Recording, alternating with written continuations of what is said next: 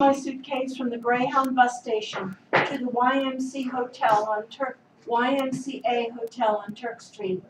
San Francisco is exhilarating. Cool air, fog, sunshine, adventure, freedom, nothing more to lose.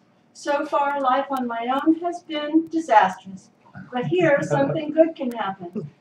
I pay for a week at the Y. In the hall, I hear sweet flute music.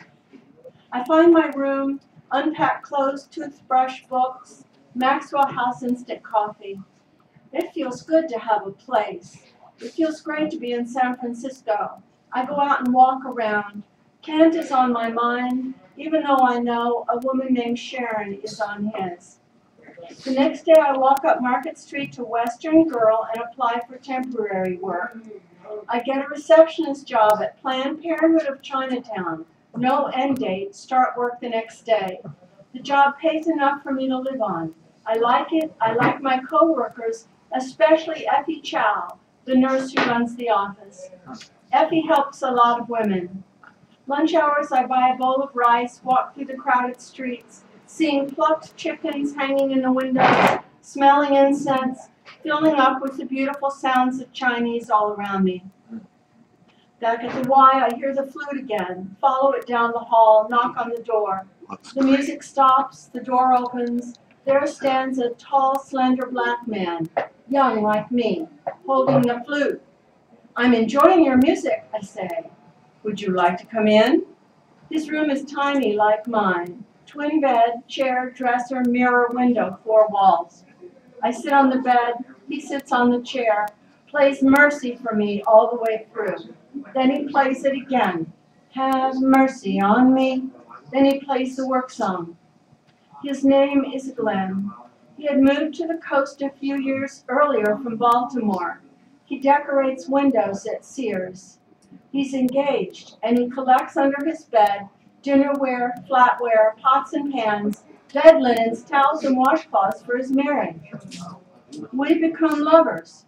He pawns some of his marriage treasures to give me the money to get an apartment. His engagement is off. I move into 817 Eddy Street, cheapest place in the newspaper, $50 a month. On moving day, I meet Tony in front of 817 Eddy. She has just moved in. She invites me up to her apartment for tea and we talk. She's just graduated the University of Michigan, found a job in San Francisco with an insurance company. Her father is a judge in Connecticut. In her refrigerator is carrot curry and in the freezer a bottle of vodka. She says she slept with 11 men. Tony is shorter than me, voluptuously round, with long blonde hair she often wears in a French twist. When she lets her hair down, it's because she's invited a man in, is smoking marijuana, sometimes when she plays her guitar, sometimes when she reads the tarot cards for me. I am in awe of Tony. I recently decided to be a liberal. I was raised ultra-conservative, but see for myself that liberals are better looking and have more fun. Making friends with Tony means I'm liberal material. 817 Eddy is in the Tenderloin, in a residential area, with a corner market down the street, Foster's 24-hour diner at Van Ness and Eddy. The flop houses and topless bars are closer to Market Street. 817 Eddy is a Victorian divided up into apartments. A large gypsy family lives on the first floor. The men sell used cars. Tony babysits for the gypsies until they begin calling her at all hours to come downstairs immediately to watch the children. My apartment is at the back of the top floor. Tony's is in the front. Between us lives Abdul, an older man who repairs TVs. We all share the bathroom in the middle of the hall. My apartment has 2 rooms, the large room with bay windows facing the backyard, and a kitchen at the other end, and a bedroom.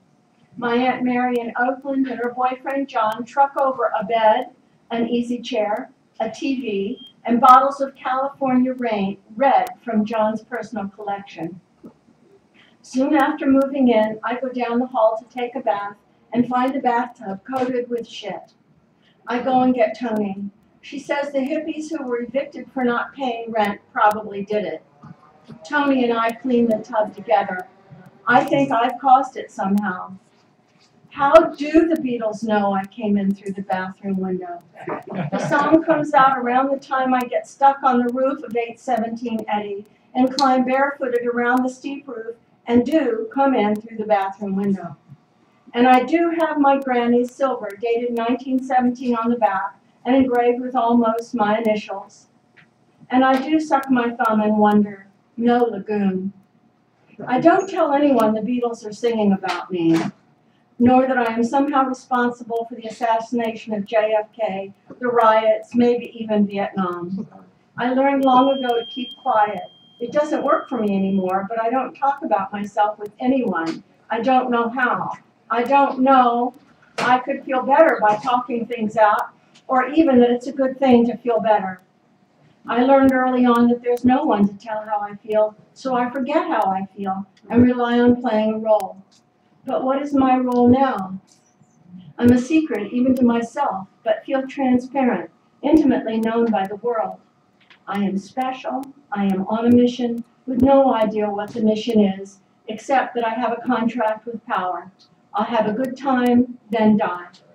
I'm terrified by horrible events because they're my fault, and the time will come when I will have to pay with my life. Meanwhile, I try to have a good time. I am between selves. So much has happened to me that I don't understand. No longer young daughter, not yet whoever comes next. For sense of self, I substitute other people. I throw myself on the mercy of the world. Tony and I explore the city. In the hate, we eat pierogi at the Russian cafe. We have a delicious free meal courtesy of the diggers at their storefront. A rich dark bread, brown rice, cantaloupe, leafy greens. The hate is wild, a constant party, thrilling and scary. I'm a lost girl at that party. Abdul lends Tony and me his VW Bug, and we drive to Half Moon Bay to see Mark, and then to San Gregorio, a nude beach. It's cold, but we do see one naked couple walking hand in hand on the beach. I introduced Tony to Glenn. The three of us hang out, and we hang out with Glenn's friends from Sears. We go to concerts at the Fillmore, Steve Miller and Paul Butterfield. We sit in Union Square and sing The Letter, and I heard it through the grapevine and feed the pigeons. Glenn is still living at the YMCA Hotel. I sometimes spend the night with him there. One morning as I leave to get the cable car to Chinatown, the desk clerk stops me. "Just a minute," he yells across the lobby. "You are not a guest here." "I was visiting a friend," I say. "Get out and don't come back." That was the end of my nights with Glenn at the YMCA Hotel. Tony and I go with Tim and Joe, friends from the Haight, to a house in the Haight where some of their friends live. We sit around the dim living room on broken-down couches and easy chairs covered in colorful Indian prints. They smoke marijuana. Tim passes Tony a joint. Tony takes a drag and passes it, a toke, and passes it to me. I pass it on to Joe without choking. I had tried marijuana before and didn't like the heightened paranoia. The woman, Harmony, a petite blonde. Haight-Ashbury is changing. All kinds of people are coming into the Haight now. You don't know who's a hippie and who isn't. Straight people are infiltrating, posing as hippies. We have to be careful. What are they doing here? Bad scene, man. "Yeah, man," Tim says. "Yeah, man," her friends say. This makes me nervous. She probably means that all real hippies smoke dope.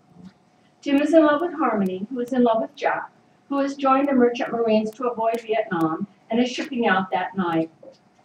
Right there in the living room, Harmony slips out of her jeans and black velvet blouse and into a rose princess gown. Harmony and Jack are going out.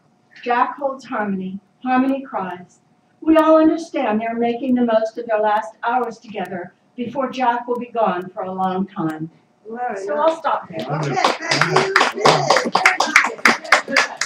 So Jeannie, that was you on the 30-second delay. It was a 30-second delay. It's broadcasting live. Where? Really? Through Natchez Little. Cool. I mean, to where? To that? To the web. To the web? To the web. Oh my God. Little did I know. Oh my It's God. 30-second delay, so 30 seconds Oh. behind by 30 seconds per delay. Yeah, see, that's you're just getting up and done. If you want to put me on the web, you have my permission. I think permission might be a Mr. good Mr. thing to Natural. get. You know, I yeah, I decide what wanna, I'm going to read, fellas. okay, I Yeah, wanna make, wonderful. I wanna make a suggestion. There are some of us that don't wanna be, Just tell Mr. Natural. so how do we do that? Because we're And when coming he, up when and he he's comes, not when he here comes right back, now. I think he went to his place when he's coming back. Is Right. it on YouTube? No, it's on, there's it's called Ustream, I think. There's gonna be a channel, it's gonna be a channel called Sacred Grounds Cafe SF. Really? Yeah. Is there a recording of it, or is it Yeah, just live? and then what he does is he takes the full stream afterwards, and he loads it all to YouTube on his channel.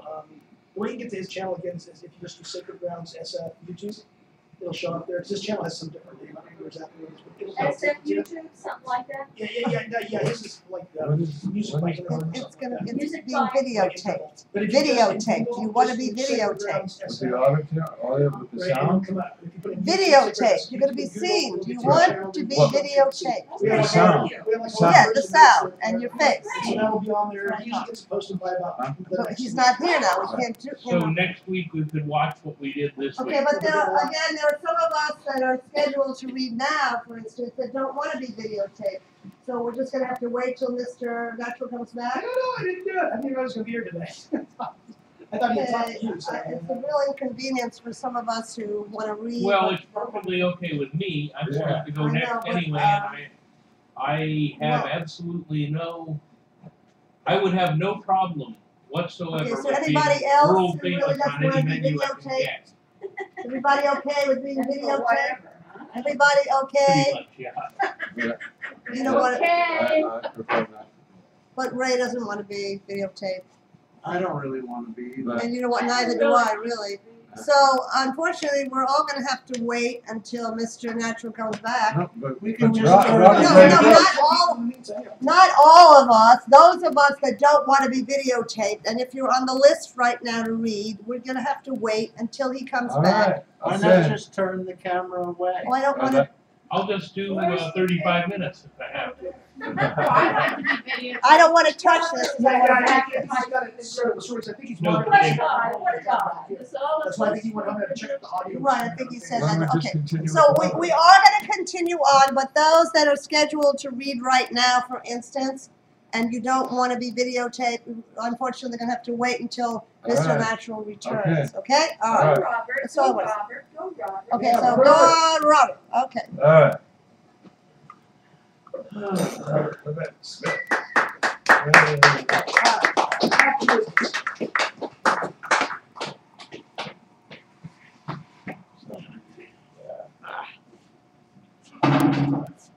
Further back, Yeah. there you go, got it. Well, first of all, for some reason, this whole issue with videotaping and Mr. Natural reminds me that the singer-songwriter Al Stewart, who is one of my big heroes, once said, "If it doesn't come naturally, leave it." Which seems relevant somehow. Unfortunately, I left my notebook home today and I had all kinds of new poems. So what I'm going to have to do, I'm afraid, is read from my book. But we might as well pause for a commercial message because this is available for sale either from me or on Amazon. And I would just like to state at this time that I would have no philosophical objection to becoming fabulously wealthy. Book called Smoke in Cold Weather. And there was a particular poem that Ray wanted to hear on page 232. Oops. Can't read with these things on. 232. Okay. Those of you who know Bobby Coleman, this was done during a free write at one of his workshops at the Beat Museum. And he had passed out postcards for people to write from. and I got a postcard of one of the late Cézanne paintings of Mont-Saint-Victoire. The paintings that are almost abstract but not quite. And so this is called Glass and Cézanne.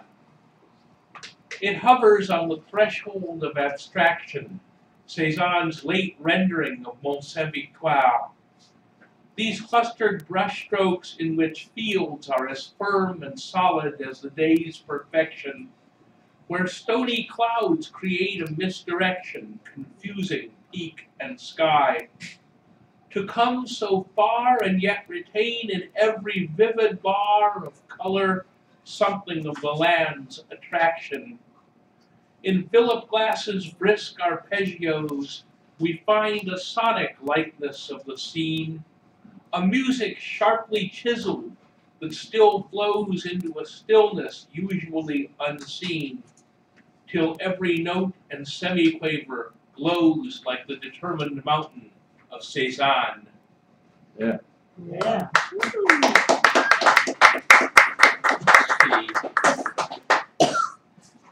Now read something about Chagall.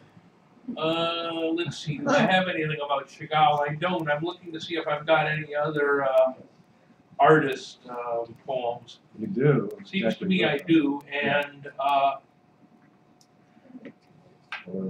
Or poets. oh heck, what was the one Is that the towards one the end? that the letter opener or the paperweight? No, I don't. I left my notebook at home today accidentally. Oh, I thought that was in your book. It's not. That's a free verse poem. These are all sonnets. Hang on one second. No. Ah, here we go. Johnny loves it when I do that part. This was another art poem. This is called Lascaux. Oh yeah. Yeah. The paintings in the caverns at Lascaux display an elegance born of desperation. That life was hard 12,000 years ago, no one disputes. What wounded jubilation, what courage in a hopeless situation, infused with grace and beauty, a dark rite meant to bring meat in times of near starvation, subdue great beasts as panicked herds took flight. They limbed their prey by stone, on stone by firelight, using the charred debris of shattered spears.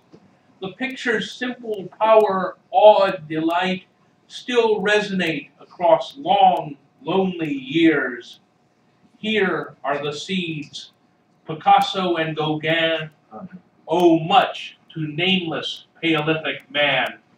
Wow. Yeah.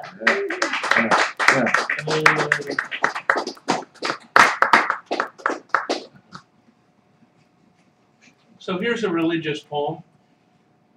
This one's called The Lie. In places where the clouds had worn away, we glimpsed the emptiness that lay beyond. A sort of dullness, featureless and gray, polluted water on a stagnant pond. Concerning God, to our dismay, we found thousands came forth who claimed to be the one. Each drunken would-be Christ displayed a wound some doubting Thomas would then dote upon. Churches were empty, congregations gone. In mosques and temples a great rummage sale commenced as sacred trappings were torn down. Communion wine was quaffed like roadhouse ale. Some thought it best that we'd outlived the lie. Some trembled at the vast, unfeeling sky. Yeah.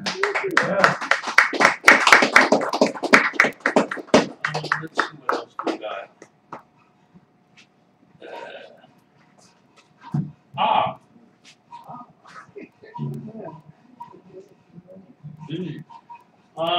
Something was said earlier about Baudelaire, and there are a couple poems in this book that reference Baudelaire, and this one I just happened onto. It's called Baudelaire's Clouds, And the epigraph reads, it's from one of the prose poems, it reads, Les nuages qui passent, là-bas, là-bas, les merveilleux nuages.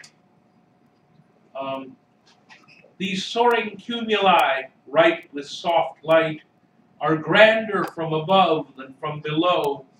The one thing Baudelaire's exile long ago counted a homeland, years before manned flight. I don't suppose we'll ever get it right. While we revere the weightless rococo of the old masters, we no longer know the certainty of heavenly delight. But from a Boeing 737, billowing cloudscapes tease the traveler's eye, and it seems possible to think of heaven as true and present, neither myth nor lie. As vivid moments all our lives are given, which we experience now before we die. All right. Let me see.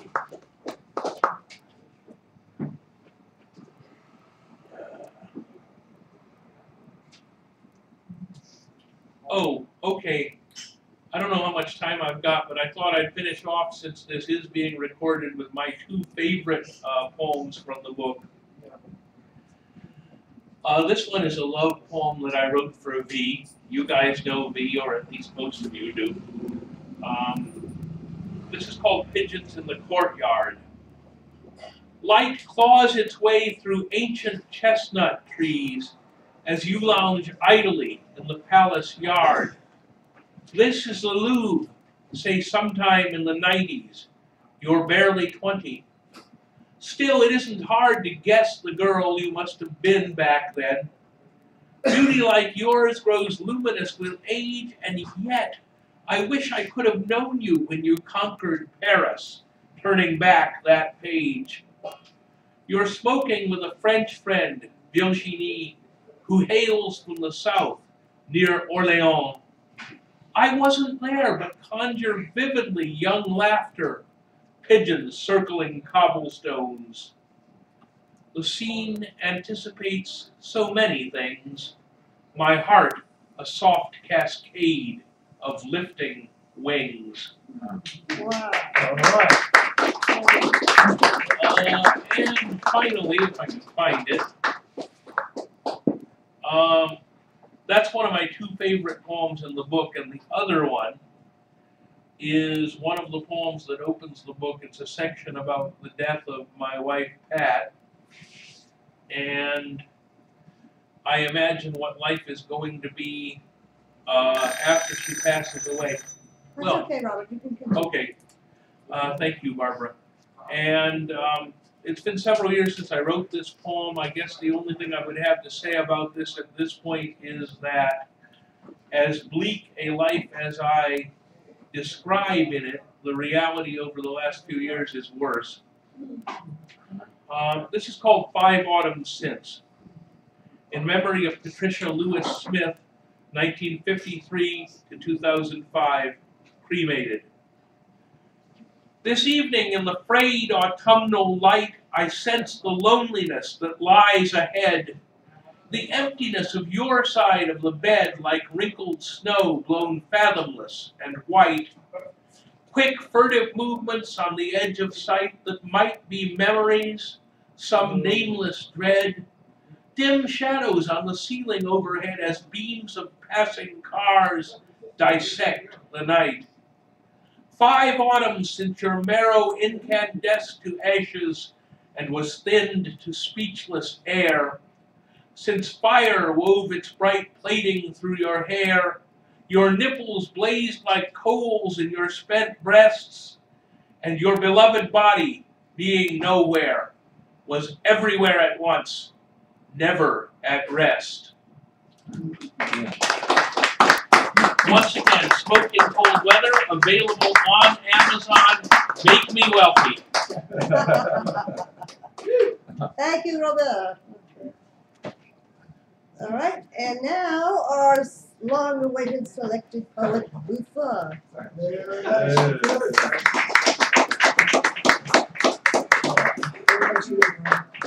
Oh, thank you. natural. Don't worry, everybody, if you don't want to be on, I heard the whole conversation. Yeah. I was checking on my mobile device running around the block. And check out the photos. That's the biggest app in the world. I love it. And by the way, if you don't want to be on, Well, I do, Well, he wants to be. I know. Hey, That's all Nat. different. That's all Hey, different. Nat. I do want to be on. I know. No, don't worry about it. But if you don't, just that's what the hats are. Oh, really? Oh, I do too, believe me, I've never. You're on been the already. internet. This is cool. Oh, okay. Never I mind. have and I like it. Okay, all right. Yes, if you'd like to. Okay, Oh, this is let the me read website? Yes. the Yeah, timer. all right. From now on Okay, forever. let's all listen to Buford. God, you're tall, Buford. Oh, thank you. That's a heck of a nice thing to say to me because I don't feel like I'm talking. Thank you. Will you fill the camera? Hey, man. Oh, that's my hand. What was the line in the Doors movie? Make love to the camera. Camera. That's all we got. Here's a great, I don't know if it's great or not, it's kind of my, That's exciting. one of my great, I guess I great, I don't know. This is a little bit of a regret poem, but it's about love. It's called To Vanessa. You think that I'm some swan song to your youth, to my youth, or some jealousy of yours. You and your no wrinkles and your confidence that you're right all the time, except when your 80-year-old roommate gets cranky with you and you scurry around like a beautiful 200-pound mouse. I think I adore you. The stars are out. You're young and I'm not. I've thought of making love to you, having a baby with you, giving you some diamond I could buy on layaway, the crystalline rock sticking up high into the air. I'm no Gibraltar, but you're right. I love you, and I could, like Methuselah, live a long time bowing down to you. Oh, thank you. I'd appreciate that very much. This is about when I was in New College, I just want to California. know how many carats. Not interested, dude. Sorry. Heterosexual to the bone. Fortunately or unfortunately, I don't know which. School. They're young and they don't know much. I'm not young and I don't know either. Human beings are incapable of anything but trial and error learning, Buckminster Fuller said. I chew on that along with this bologna and tomato sandwich.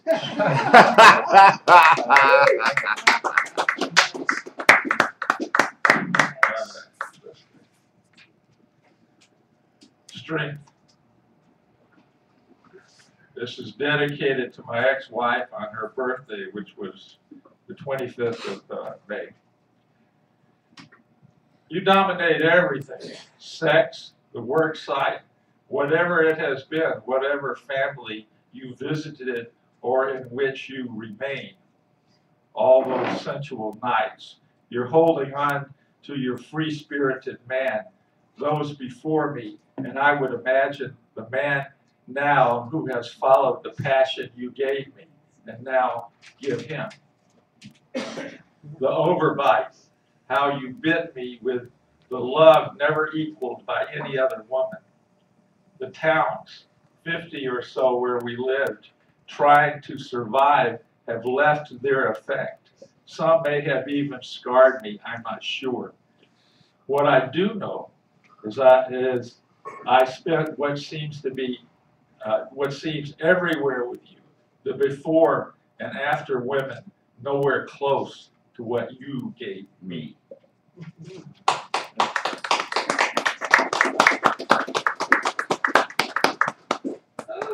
All right. After that, I'm surprised I have any breath left. But at least it was short. Not the relationship. This is called aging. The years melt like snow, one into the other. Warm here on the last day of May and cool at night, San Francisco. The 2012 to 2013 school year, today's memory.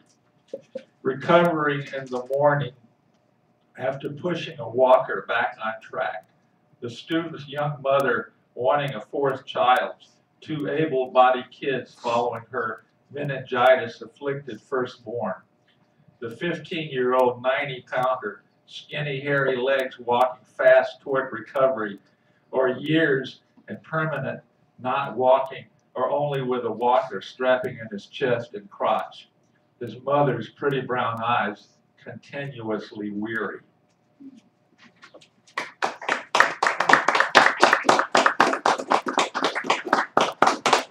This is called At the Movies. At the movies with you, some sort of sitting next to you, far away, even though you tease me about not being able to get the chair down when I'm sitting on top of it. You, tired, depressed perhaps, feeling close. Then I ask you if you mind if I don't accompany you home. You usually say, it's on you. And I never know if you really mean you don't feel comfortable walking home or if it's okay. 11 p.m., 2 movies down, 10 months of grueling special ed teachers aiding.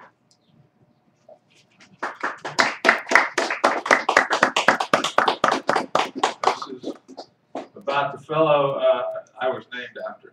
This is called Otis Buford Briers in my baseball career. My grandfather, Otis Buford Briers, was solid as my supporter and clearly observed all that I was as a youth league baseball semi-star. From the first time I indicated that I wanted to play organized baseball on a team located in my elementary school, up through the injury at 18 that left teeth busted and me afraid to stand up at home plate and bat against pitchers who I was convinced would throw baseballs at my mouth and cause blood to spurt from it, as Ken Uravedra had done that time. Boo Boo, as I called him, was a fixture at my games, as he had been when he and I went to all 77 home games when the Mobile, Alabama Double-A Bears won the Southern Association pennant and Gordy Coleman. The Maryland Flash led the league as a 30-year-old holder of the Triple Crown. Triple Crown is home runs, RBIs, and batting average. I was a little boy growing up in hot, humid, extremely politically conservative Mobile, Alabama, and the baseball games kept my spirit going in a town where most of the commerce, along with a lot of other things, free speech, liberalism, the encouragement of younger people to leave an economically depressed town, were discouraged. One needed to either conform and behave like a quote good old boy or a quote good old girl. I was neither. And my saving grace was my big sister Carol, who studied at the University of Alabama, which was only about 200 miles away in Tuscaloosa, Alabama, the home of the Crimson Tide, the University of Alabama, which head coach Paul Bear Bryant, a good old boy whose arm had to be twisted, brought on the first African-American player to the team, as well as several other players. Every game, my father would pace the floor, worrying if the Crimson Tide would win the games, keeping statistics of yards gained, such as the passing yardage gained by Joe Willie Namath, who at the end of his college football career signed with the New York Jets and wound up in the Pro Football Hall of Fame. Mobile produced many great athletes, including Hank Aaron, who held the Major League home run record until Barry Bonds broke it. Satchel Paige, one of the greatest pitchers in baseball history, also hails from Mobile. All these greats got out from under their small town misery and died.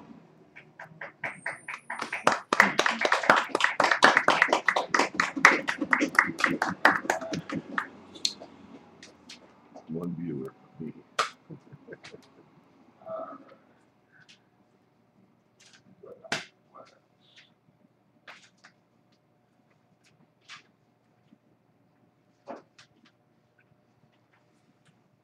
Okay, this is called BB at BHS. Teenagers with, quote, dumped pants hanging. Principal says, don't use the B word. unless you're referring to the high school he leads, where special ed kids run about at lunch and mix with the mainstream. Better athletes and some, nicer human beings than almost all.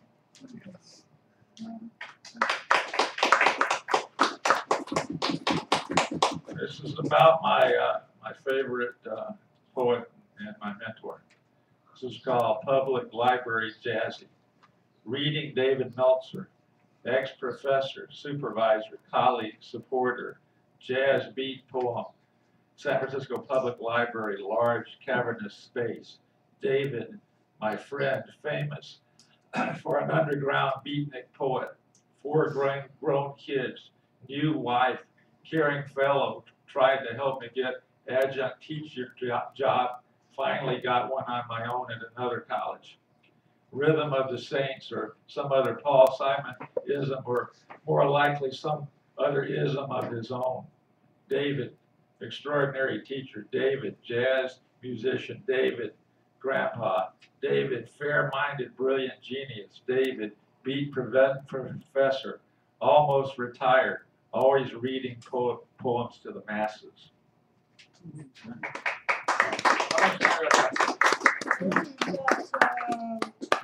You have 9 more minutes. Oh, good. Okay. Need one of those. Okay. Excellent. I hope. I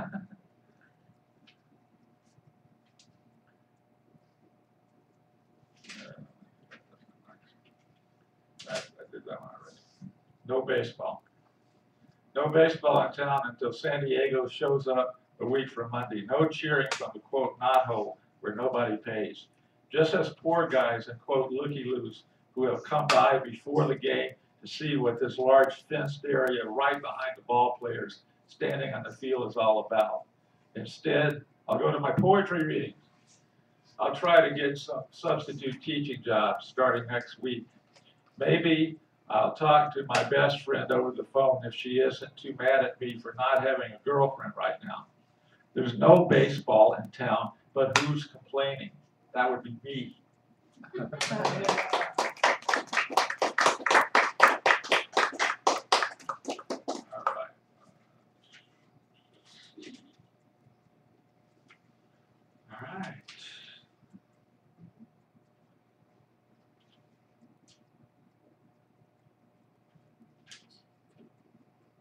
right. One student. I had just one student on this first day of summer school, a small girl who looked preschool age, but was actually going into 3rd grade. It worked pretty well, and the teacher was complimentary. I hope I was helpful, I expressed.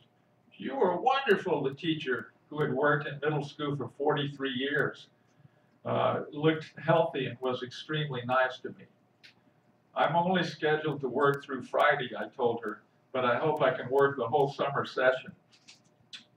I did. I'm working somewhere else Monday, so that's all right. Those are working, you know. All right. All right. Let's see. Okay. This is about kind of hanging with Jack Hirschman. This is called, and it have, I didn't care about him, I care about the woman I was sitting next to who's the pretty poet. So this is about that. The pretty young middle-aged poet. The pretty middle-aged poet calls across the pizza and tables after the reading. My name, leave out the name. She says when I ask her and tell her mine. I've seen you reading, we tell each other. She has these bright eyes and tangled braids. I think I'll have another piece of pizza, I say, and do. I miss love so much. A dozen years gone, 19 and a half years of marriage before. Now I have skin marked by years in a South American type climate, my ex-wife used to say, specifically the American South did in my skin. I don't tell any of this to the poet. Just enjoy her nice smile, her saying, "Aw," when I tell her I have to leave to get up early to go to work with my special ed kids. This summer so far, actually just one. The poet's smile encourages me. Another reason I like working with my students, at least talking about them, if that makes any sense.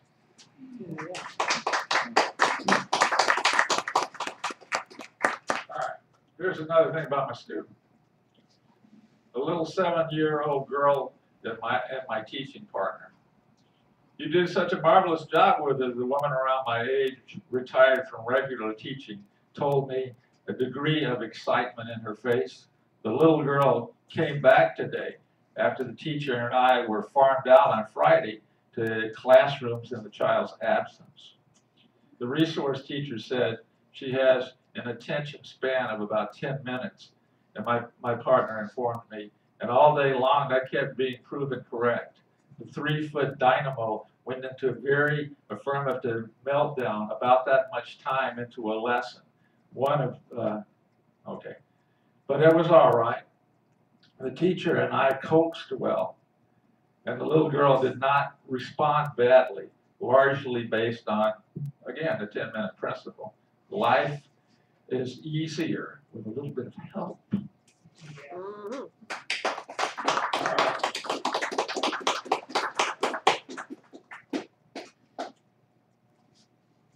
Look, how much time now do I have left? Now you have about 5 minutes. Oh, man, all right. This is called Timmy Rocks and Fires. He's having a hard time, my hero, my baseball hero. It's been a tough day for me. The last day on the summer substitute assignment, maybe. Tonight, Tim Lincecum gives it his all. He's out there, his skinny arm and all. The batters shouldn't hit everything he throws up there, but sometimes that happens. He's trying his best, particularly tonight.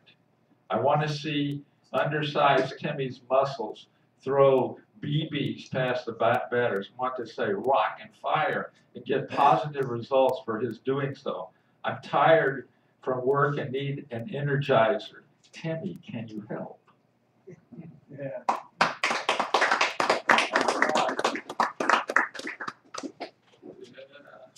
Let me do one more and then I'll relinquish everything.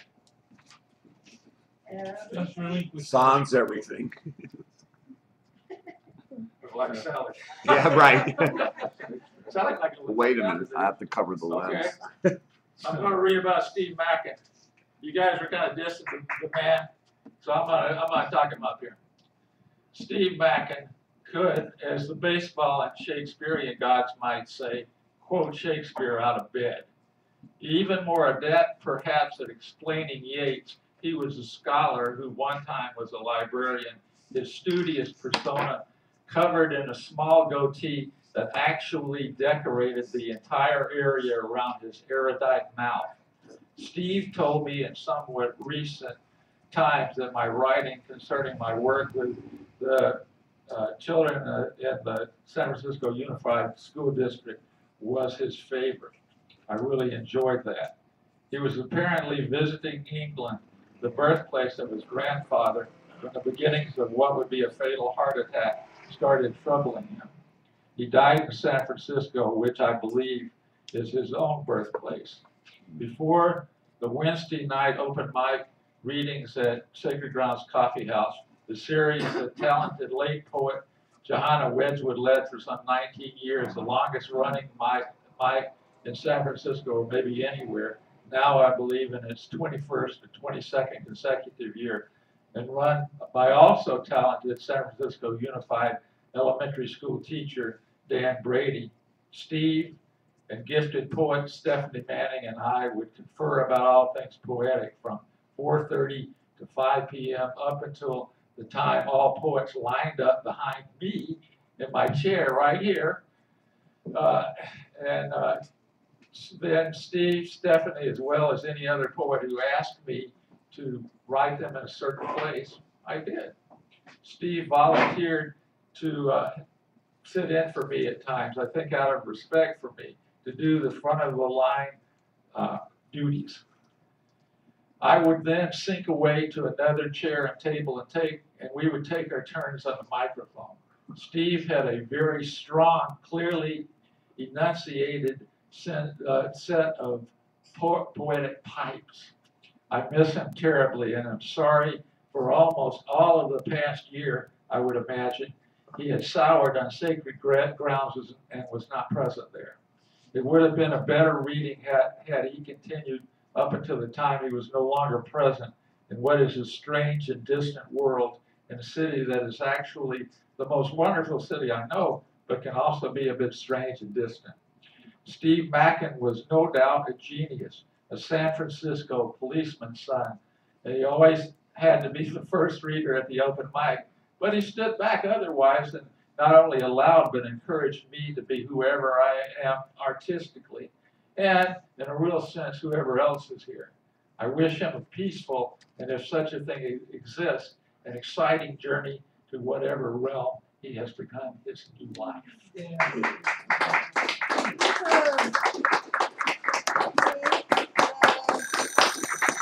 Here we go. All right, okay, so I'm up next, Okay. and Mr. Natural, I prefer not to. I know. videotape. I heard you. Okay, It's not recorded either. I had a Audio vote. isn't recorded either. I can stop it. Do you want the audio recorded? I don't want to be recorded. Yeah, okay.